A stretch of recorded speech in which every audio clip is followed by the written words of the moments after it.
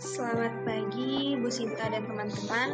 Saya dari kelompok 3 ingin mempresentasikan tentang analisis peraturan antara Indonesia dan Korea Selatan terkait tindakan perbuatan melawan hukum pencemaran nama baik.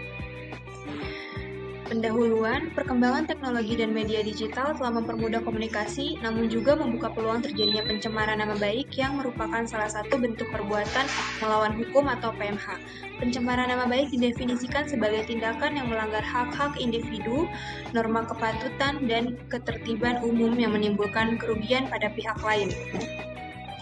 Dasar hukum di Indonesia, nama baik sebagai perbuatan melawan hukum diatur dalam pasal 1365 Kitab Undang-Undang Hukum Perdata atau KUH Perdata. Selain itu, pencemaran nama baik yang terjadi melalui media elektronik diatur dalam pasal 27 ayat 3 UU ITE dan juga pasal 310 sampai 321 KUHP.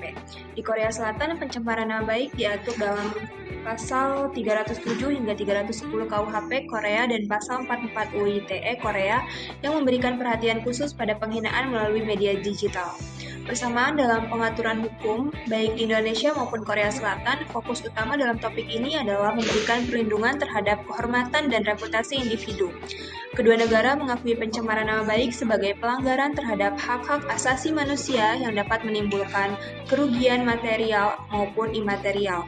Kerangka hukum di kedua negara menegaskan pentingnya adanya unsur niat jahat, fakta yang tidak benar, serta penyebaran informasi yang merugikan. Perbedaan pengaturan hukum antara Indonesia dan Korea Selatan. Indonesia mengatur pencemaran nama baik sebagai delik aduan, artinya proses hukum hanya dapat dimulai setelah ada laporan dari korban. Indonesia lebih fokus pada ganti rugi material dan imaterial. Sebaliknya, di Korea Selatan, pencemaran nama baik dapat dikategorikan sebagai delik biasa atau delik aduan, tergantung pada tingkat keparahan kasusnya. Hukuman di Korea Selatan juga lebih berat, dengan ancaman pidana hingga 7 tahun untuk pencemaran nama baik yang dilakukan melalui media massa. Regulasi pencemaran nama baik dalam UU ITE Indonesia dan Korea Selatan. Di Indonesia, pasal 27 ayat 3 Undang-Undang Informasi dan Transaksi Elektronik UU ITE adalah salah satu pasal penting yang mengatur tentang pencemaran nama baik dan penghinaan melalui media elektronik. Unsur-unsur dalam pasal 27 ayat 3, subjek hukum, setiap orang menggunakan media elektronik untuk penyebaran informasi. Tindakan yang dilarang, mendistribusikan, mengirimkan informasi kepada satu atau lebih pihak, mentransmisikan, mengalirkan atau penyebaran informasi ke jaringan elektronik, membuat dapat diaksesnya, memberikan akses terhadap informasi elektronik kepada orang lain, objek yang dilarang, informasi atau dokumen elektronik yang mengandung muatan penghinaan dan atau pencemaran nama baik. Sifat tindak pidana dilakukan dengan sengaja dan tanpa hak.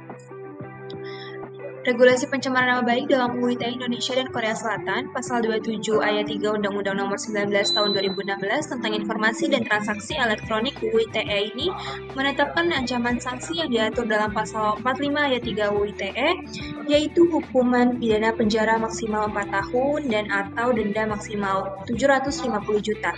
Aspek perdata dari pasal ini mengacu pada sanksi ganti rugi material, imaterial, serta pemulihan nama baik yang diatur pasal 1365 tentang perbuatan melawan hukum atau unrightmatic death. Regulasi ini bertujuan memberikan perlindungan hukum terhadap korban yang dirugikan secara reputasi akibat penghinaan yang dilakukan di media elektronik seperti media sosial. Regulasi pencemaran nama baik dalam UU ITE Indonesia dan Korea Selatan. Korea Selatan juga memiliki pasal UU ITE yang sepadan dengan UU ITE Indonesia, yaitu terletak pada pasal 44 ayat 1 Undang-Undang Informasi dan Jaringan Telekomunikasi Korea Selatan, atau Information and Communication Network Act, mengatur tentang perlindungan informasi digital dan pencegahan penyalahgunaan jaringan informasi. Ketentuan ini menjadi dasar hukum untuk menangani berbagai pelanggaran di dunia digital, termasuk pencemaran nama baik, penyebaran informasi palsu, dan pelanggaran privasi. Unsur penting pasal 44 ayat 1, subjek hukum, setiap individu atau entitas yang menggunakan jaringan informasi termasuk media sosial, portal berita, dan platform digital lainnya. Objek perlindungan hak-hak pribadi termasuk privasi, kehormatan, dan reputasi. Tindakan yang dilarang, penyiaran informasi yang tidak benar atau palsu, merugikan nama baik atau hak seseorang, mengganggu privasi atau kepribadian individu. Konteks digital, pasal ini fokus pada aktivitas yang dilakukan melalui jaringan informasi seperti internet dan media sosial. Sanksi hukum terhadap pasal ini berupa hukuman penjara hingga 7 tahun atau denda hingga 50 juta sekitar 650 juta tergantung pada tingkat kerugian yang ditimbulkan dan intensitas pelanggaran. Terdapat pula sanksi dari aspek perdata dalam pasal ini yaitu berupa ganti rugi material, imaterial, permintaan maaf publik, serta perintah penghapusan konten. Implementasi pasal dalam aspek pencemaran nama baik adalah jika seseorang menyebarkan informasi palsu tentang orang lain di media sosial sehingga merusak reputasi pelaku dapat dituntut berdasarkan pasal ini.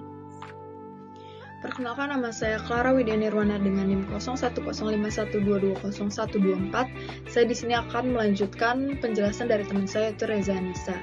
Selanjutnya saya akan menjelaskan unsur-unsur yang harus terpenuhi sebelum kasus tersebut dinilai sebagai kasus pencemaran nama baik. Di Indonesia, unsur utamanya meliputi adanya perbuatan menuduh, menyerang kehormatan, serta niat jahat yang disengaja. Sedangkan di Korea Selatan, unsur-unsurnya mencangkup pencemaran nama baik dengan fakta, penyebaran pernyataan palsu, publikasi informasi, penghinaan terhadap orang yang sudah meninggal, serta adanya niat untuk merusak reputasi seseorang. Selanjutnya, saya akan menjelaskan mengenai perbandingan kasus pencemaran nama baik di Indonesia dan Korea Selatan. Kasus pencemaran nama baik di Indonesia salah satunya adalah kasus yang menimpa public figure yaitu Farah Quinn yang melawan Gali Ginanjar atau sang mantan suami dari Farah Quinn pada tahun 2019. Kasus ini bermula ketika Gali membuat pernyataan yang merendahkan dan menghina Farah Quinn dalam sebuah video YouTube yang viral. Gali membuat pernyataan yang sangat merendahkan terkait organ intim Farah Quinn dengan mengatakan seperti ikan asin. Farah Quinn mengajukan gugatan perdata dengan nilai 1 miliar rupiah atas dasar pencemaran nama baik dan perbuatan melawan hukum.